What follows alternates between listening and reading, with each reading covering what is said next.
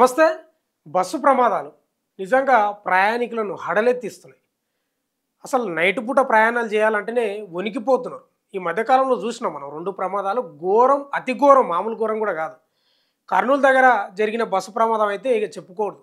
కనీసం వీళ్ళు మా వ్యక్తులు అని గుర్తు పట్టకుండా పూర్తి స్థాయిలో కాలిపోయారు. చితి మీద ఎట్లయితే శవం కాలిపోతుందో కాలబెడతారో అట్లా తయారైపోయింది. ఇక డిఎన్ఏ పరీక్షలు చేసి మాత్రం ఇవ్వాల్సిన పరిస్థితి వచ్చింది.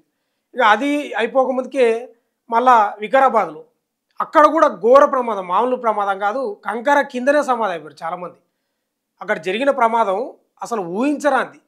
అక్కడ 19 మంది, కర్నూలులో కూడా 19 మంది చనిపోయినరు. తర్వాత వికారాబాద్లో జరిగిన బస్సు ప్రమాదంలో కూడా 19 మంది చనిపోయారు. ఇంకా బాధాకరం ఏంటంటే, విషాదకరం ఏంటంటే, ఒకే కుటుంబానికి చెందిన 3 అక్కా చెల్లెలు చనిపోయారంటే నిజంగా అది కడుపు కోత కంటే ఇంకా ఎక్కువనే. చాలా ఘోరం, దారుణం. ఏందో ఏమో అర్థం కాదు కానీ ఒక వాహనానికి సంబంధించిన ప్రమాదాలు జరిగితే అది బస్సు కానీ, కారు కానీ, లేకపోతే విమానమో, లేకపోతే రైలు, ఆ ప్రమాదానికి సంబంధించిన తాలూకు ప్రమాదాలు జరుగుతూనే ఉంటాయి. ఈ 2 ప్రమాదాలు జరిగిన తర్వాత కూడా చాలా ప్రమాదాలు జరిగినాయి. మళ్ళీ బస్సువి చాలా జరిగినాయి. కొంత చనిపోయిన పరిస్థితి కూడా ఉంది. అసలు ఎట్లయిపోయిందంటే బస్సు ప్రమాదాలు అసలు యమలోకానికి పోవాలంటే ఇక బస్సులు ఎక్కాలన్నా అన్నంత స్థితిలో వచ్చేసిపోయింది. డ్రైవర్ల నిర్లక్ష్యం అనుకోండి, రోడ్లు సరిగా లేకపోవడం అనుకోండి, గుంతలు అనుకోండి, లేకపోతే హెచ్చరిక బోర్డులు లేకపోవడం అనుకోండి, రోడ్డు పక్కల లారీలు నిలపడం అనుకోండి, ఏదైనా కానీ కారణాలు సవాలక్ష ఉన్నాయి. ఒకటే కారణం అని చెప్పడానికి ఏం లేదు. కానీ ఈ యొక్క ప్రమాదాలు చూస్తుంటే ఇక ఈ మన తెలంగాణలో ఈ 2 ప్రమాదాలే కాదు, రాజస్థాన్లో కూడా ఈ మధ్యలో జరిగింది. తర్వాత ఉత్తరప్రదేశ్లో కూడా హైటెన్షన్ వైర్లు తలిగి ఆ బస్సులనే 2-3 సజీవ దహనమైనరు. రాజస్థాన్లో కూడా ఈ మధ్యకాలంలో ఒక నెల కూడా అవుతుందో అయితలేదు, ఒక 20 మందో 15 మందో వాళ్ళు చనిపోయిన పరిస్థితి ఉంది. ఇవన్నీ స్లీపర్ బస్సులు, ఏసీ బస్సులు. షార్ట్ సర్క్యూట్ జరిగితే ఇవి మొత్తం ఆటోమేటిక్ ఉంటాయి కాబట్టి, ఇక మొత్తం ఆటోమేటిక్ కాబట్టి మామూలుగా డోర్ మనం తీసే రకంగా ఉండదు, ఆ బటన్ ఒత్తితేనే ఓపెన్ కావాలి. అట్లా మొత్తం ఒక్క షార్ట్ సర్క్యూటో లేకపోతే ఏమైనా బ్యాటరీలకు సంబంధించో ఏమైనా నిప్పురావులు అంటుకున్నాయంటే కథమే. ఏంటంటే మన ఆర్టీసీ బస్సులు లాగా ఉండవు. మామూలుగా మన పాత ఆర్టీసీ బస్సులు అయితే మొత్తం రేకు గీకు అంతా అద్దాలు తెరుచుకొని ఉంటాయి. ఇవి అట్లా కాదు, మొత్తం అద్దాలు మూసుకొని క్లోజ్ ఉంటాయి మొత్తం. దానివల్ల తప్పించుకునే పరిస్థితి కూడా ఉంటుంది. ఒక్కసారి ప్రమాదం జరిగినప్పుడు ఆ పొగ ఒక్కసారి బస్సులో మొత్తం చుట్టుముట్టిందంటే మొత్తం ఊపిరితిత్తలేకపోతే ఊపిరి కూడా ఆగదు, స్పృహ తప్పి కింద పడిపోతాం. చాలామందికి ఇట్లనే చచ్చిపోయారు కూడా తప్పించుకోలేక. ఇట్లా బస్సు ప్రమాదాలను చూస్తే నిజంగా చాలా బాధ అనిపిస్తుంది. చాలా ఘోరం, దారుణం. ఇక ఈ గతంలో కూడా పాలెం దగ్గర జరిగింది, కొత్తకోట పాలెం, మహబూబ్ నగర్. 45 మంది సజీవ దహనం అయినారు. ఇయర్ గుర్తొస్తలేదు నాకు, కానీ సజీవ దహనం అయినారు 45 మంది. అసలు ఎంత ఘోరం అంటే కన్నీళ్ళు మిగిల్చింది అది. ఈ బస్సు ప్రమాదాలు మరీ దారుణం అయిపోయినాయి. ఇప్పుడు మళ్ళీ లేటెస్ట్గా వరంగల్ హైదరాబాద్ జాతీయ రహదారిపై ఘోర ప్రమాదం చోటు చేసుకున్నది. రోడ్డు పక్కల లారీ నిలబడితే సరాసరి పోయి మన బస్సు డ్రైవర్ కొట్టేస్తే ఇగో లెఫ్ట్ సైడ్ మొత్తం దాదాపు 2 ప్రాణాలు ఆనే కోల్పోయారు. 2 ప్రాణాలు ఆనే కోల్పోయారు, చాలామంది గాయపడ్డారు. ఏందో ఏమో అర్థమైతలేదు. ఎవరి నిర్లక్ష్యం ఇది? రోడ్లు బాగాలేకనా, లేకపోతే డ్రైవర్ల నిర్లక్ష్యమా? ఎవరి నిర్లక్ష్యం అన్నా కానీ నిజంగా బస్సు ప్రమాదాలు ఘోరంగా జరుగుతున్నాయి. జనాలతో భయంతో ఉన్నారు. ఇప్పుడు సోషల్ మీడియాలో కూడా మీమ్స్ వస్తున్నాయి.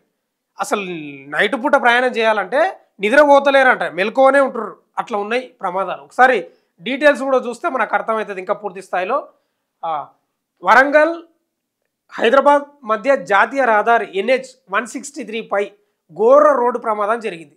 రహదారిపై ఆగి ఉన్న ఇసుక లారీని ఆర్టీసీ సూపర్ లగ్జరీ బస్సు వెనుక నుండి ఢీకొట్టింది. ఈ ప్రమాదంలో 2 ప్రయాణికులు అక్కడికక్కడే ప్రాణాలు కోల్పోగా మరో 6 తీవ్ర గాయాలతో ఆసుపత్రి పాలయ్యారు. 2 డ్రైవర్ల నిర్లక్ష్యం ఈ ప్రమాదానికి కారణంగా గుర్తించిన పోలీసులు లారీ డ్రైవర్తో పాటు బస్సు డ్రైవర్ను అదుపులోకి తీసుకున్నారంట. ఇక ఎవరు చేసిన పాపం ఎక్కడ పోతుందంటే ఇదేనేమో, అంతే కదా. డ్రైవర్ల నిర్లక్ష్యం కూడా చాలా ఉంటుందండి. ఇప్పుడు కేవలం రోడ్లు బాగాలేకపోతేనే ప్రమాదాలు ఏం జరుగుతలేవు. నేషనల్ హైవే కూడా అద్భుతంగా ఉంటాయి. ఏడా స్పీడ్ బ్రేకర్లు పెద్దగా ఏమి ఉండవు, ఒకటే వన్ వేనే ఉంటుంది. మళ్ళీ ఎందుకు ప్రమాదాలు జరుగుతున్నాయి? నిర్లక్ష్యం కూడా ఉంటుంది డ్రైవర్లది. మామూలు స్పీడ్ ఉంటాయా? 100, 120, 80, 90లో ఉంటే బండి ఏడ కంట్రోల్ అవుతుంది? కావు. 2 డ్రైవర్ల నిర్లక్ష్యం ఉందంట. ఇక జాతీయ రహదారిపై అజాగ్రత్తగా లారీ డ్రైవర్ ఇసుక లారీ పార్కింగ్ చేశాడు. ఆర్టీసీ డ్రైవర్ ఆ లారీని గమనించకుండా వెనుక నుండి ఢీకొట్టాడు. ఈ ప్రమాదంలో 2 ప్రయాణికులు ప్రాణాలు కోల్పోగా 6గురు తీవ్ర గాయాలతో ఆసుపత్రి పాలయ్యారట. వరంగల్ జాతీయ ఆ, వరంగల్ హైదరాబాద్ జాతీయ రహదారిపై జనగామ జిల్లా రఘునాథపల్లి మండలం నిడికొండ వద్ద ఈ ప్రమాదం జరిగింది. ఈ ప్రమాదంలో ఇద్దరు ప్రయాణికులు అక్కడికక్కడే ప్రాణాలు కోల్పోయారట. మరో 6గురు తీవ్ర గాయాలతో ఆసుపత్రిలో చికిత్స పొందుతున్నారంట. ఈ ప్రమాదం ఆదివారం తెల్లవారుజామున జరిగింది, అంటే తెల్లారుతుంటే.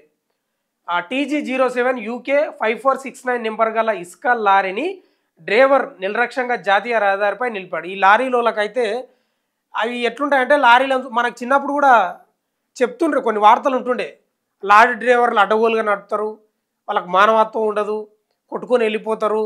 అసలు లారీలు అంటేనే ఇక వాళ్ళు ఎట్లుంటారంటే, ఇక ప్రమాదాలు జరిగితే కూడా ఆపరు, ఇక కొట్టుకొని వెళ్ళిపోతారు, అంత భయంకరమైన లారీలు. అది నిజంగానే కనిపిస్తుంది కొన్ని చోట్ల. అసలు ఎట్లా నిలుపుతారంటే దానికి ఒక సూచిక పెట్టరు, లేకపోతే పార్కింగ్ లైట్లు వేసుకోవాలి. వాస్తవంగా బండి నిలిపినాక ఏం చేయాలి? ఏ బండి అయినా సరే రోడ్డు పక్కనో ఎన్నో దగ్గర నిలబెట్టినప్పుడు ఖచ్చితంగా పార్కింగ్ లైట్లు వేయాలి. అవి పార్కింగ్ లైట్లు ఉండవో సచ్చినవో తెలియదు.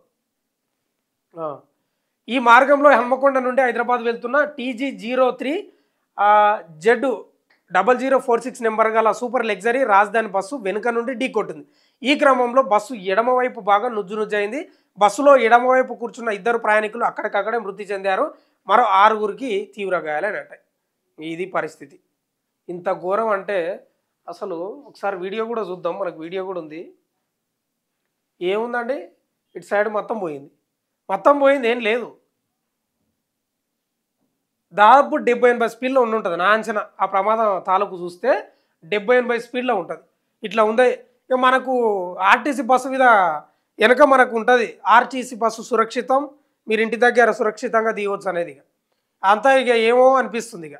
కానీ మొత్తమే అయితే ప్రమాదాలు నిజంగా ప్రయాణికులను హడలెత్తిస్తున్నాయి, నిజంగా భయంకరంగా ఉన్నాయి. ఇక అందరి నిర్లక్ష్యం ఉంది, రోడ్లు సరిగా లేక డ్రైవర్ల నిర్లక్ష్యం, అందరి నిర్లక్ష్యంతో ప్రయాణికులు అయితే చాలా ఇబ్బంది పాలవుతున్నారు, నిజంగా భయపడుతున్నారు.